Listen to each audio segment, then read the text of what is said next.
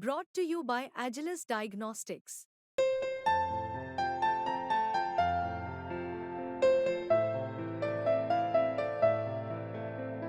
Agilus Diagnostics. मुसलमानों में दरअसल 3 तरह के लोग हैं जिनको कि हम लीडर कह सकते हैं। मैं अपने आप को कहूँ तो मैं एलीट हूँ। तो आप मैं कुछ करूँ ना करूँ, लेकिन मैं मुस्लिम एलीट के रूप में मैं स्थापित हूँ। मुसलमान जिस चीज़ को मानते हैं इस्लाम, वही इस्लाम होता है। इस्लाम नाम की चीज़ के ज़रिए मुसलमान तय नहीं होता। वह कौन से बिंदु हैं जो मुस्लिम समुदाय में बिना किसी नेतृत्व के भी यह समझ पैदा कर रहे हैं कि वह संविधान के प्रति, लोकतंत्र के प्रति उनकी आस्था न केवल बढ़ी है बल्कि उनका विश्वास बढ़ा है, जबकि उसके ठीक विपरीत स्थानीय स्तर पर ही सही छोटी मोटी ऐसी बड़ी घटनाएं हुई हैं जो उनको बहुत उग्र कर सकती हैं। और अतीत में अगर हम जाएं आज़ादी के बाद के दिनों में, तो बहुत छोटी घटनाओं पर भी देश में बहुत बड़े बड़े दंगे हुए हैं। चाहे वो सलमान रश्दी की किताब हो सेटनिक वर्सेस, मुझे अपने बचपन की याद है कि उस पर बड़े बड़े जुलूस निकलते थे। शाहबानों का मसला था, उस पर बड़े बड़े जुलूस निकलते थे। कोई घटना विदेश में भी घट जाती थी जिसको हम इश्क निंदा कहते हैं, तो भारत उद्वेलित हो जाता था। आज के समय में उसकी तुलना में, इस तरह के उद्वेलन की तुलना में, भारत का जो मुसलमान है वह अपनी बुनियादी चीज़ों के प्रति तो जुट रहा है, एकजुट हो रहा है, चाहे वो सीएए हो चाहे या दूसरे बिंदु, लेकिन वह उग्र रूप धारण नहीं कर रहा है।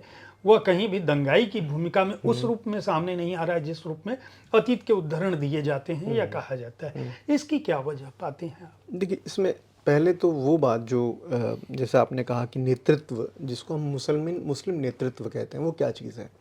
जैसे मैंने कहा कि हम बात कर रहे हैं 18 करोड़ 19 करोड़ लोगों की, तो वो हर एक राज्य में उसका अपना नेतृत्व होगा और वो उसी तरह से जो उस जगह की राजनीति होगी अपने आप को उसके साथ में एडजस्ट कर रहा होगा। तो इसलिए कोई राष्ट्रीय नेतृत्व होने की संभावना तो पहले भी नहीं थी, अभी भी नहीं है।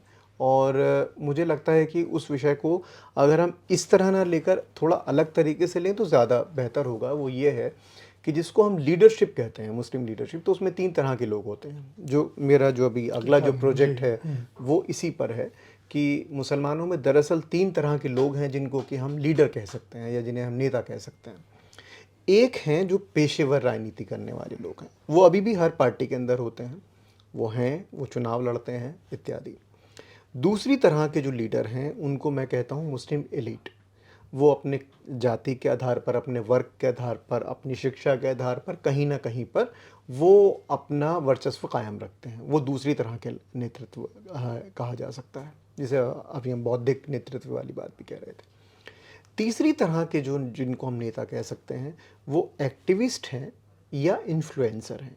तो ये तीनों के बीच में, ये तो तीनों के काम हुए और तीनों में एक सर्कुलेशन भी चलता रहता है। ये भी हो सकता है कि पेशेवर जो राजनेता हो वो एक दिन एक्टिविस्ट बनकर काम कर रहा हो, और ये भी हो सकता है कि एक दिन जो एक्टिविस्ट हो वो पेशेवर राजनेता बन जाए। तो ये जो सर्कुलेशन ऑफ एलीट है ये चलता रहता है। इसलिए लीडरशिप जो है वो, उसका मतलब ये है, ये जो सर्कुलेशन है तीनों का, एलीट का इन्फ्लुएंसर बन जाना या एलीट का कुछ ना करना, एलीट का पेशेवर राजनीतिज्ञ बन जाना, वगैरह वगैरह। जैसे अभी जो लोग बीजेपी में मुसलमान हैं वो भी वही बात कहते हैं कि मुसलमान को टिकट मत दो। वजह क्या है? क्योंकि उनको पार्टी लाइन लेनी है, वो पेशेवर राजनीति है। तो उनकी पेशेवर राजनीति के लिए ज़रूरी है कि जो पार्टी का है वो एग्जैक्टली बिल्कुल उसी तरह से वो बात कहें। जो एलीट है वो कई बार एक्टिव होता है, कई बार इनएक्टिव होता है।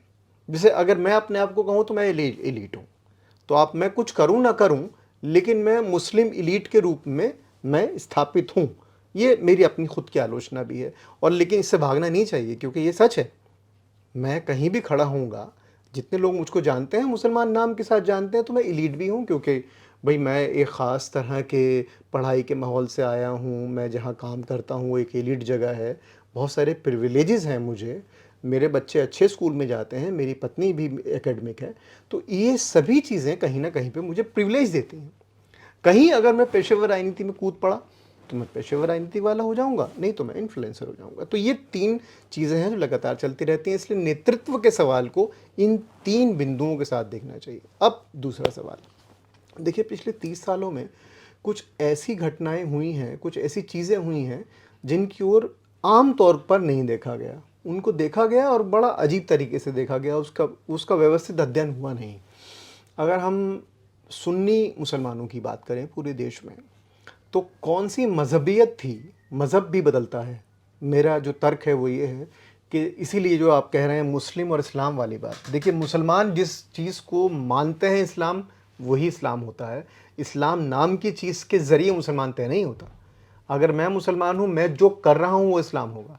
इसलिए इस्लाम भी बदला है, और जो इस्लाम बदला है वो पिछले 30 सालों में बड़े दिलचस्प तरीके से बदला है, ख़ास तौर से सुन्नी इस्लाम। सुन्नी इस्लाम के बदलने में एक चीज़ की बहुत बड़ी भूमिका रही है, वो है तबलीगी जमात। तबलीगी जमात अभी चर्चा में आई, लेकिन वो अभी हाल फिलहाल में चर्चा में आई। तबलीगी जमात ने मुसलमानों की, सुन्नी मुसलमानों की जो डोमिनेंट रिलीजियोसिटी थी, जो धार्मिकता थी, उसको बहुत प्रभावित किया। और उसमें एक चीज़ की तरफ बड़ा ध्यान दिया गया कि ये कि मैं गलत हूँ, क्योंकि मुझे अल्लाह के सामने अपने आप को प्रस्तुत करना है, इसलिए अल्लाह का विचार बड़ा है। एक दूसरी बात ये कि हम जिस देश में रहें उसके प्रति हमें अपनी विश्वसनीयता, हमें उसके प्रति हमारी भक्ति होनी चाहिए। तबलीग जमात ने ये चीज़ तो बहुत की है। और तीसरी चीज़ ये है कि हम जितनी भी कोशिश करें, जो हमारे दूसरे मज़हब के लोग हैं उनको अपने में नहीं मिले। ये ऐसा नहीं है कि मैं आपको जब दावत दूं तो मैं आपको मुसलमान बनाने के लिए दावत दूं, बल्कि मैं मुसलमान को मुसलमान बनाऊं। तो तबलीगी जमात ने 3 काम किए। इसकी वजह से ये हुआ कि सोचने का ढंग बदला। जिस चीज़ का जो धार्मिकता थी वो बदली, तो सोचने का ढंग बदला।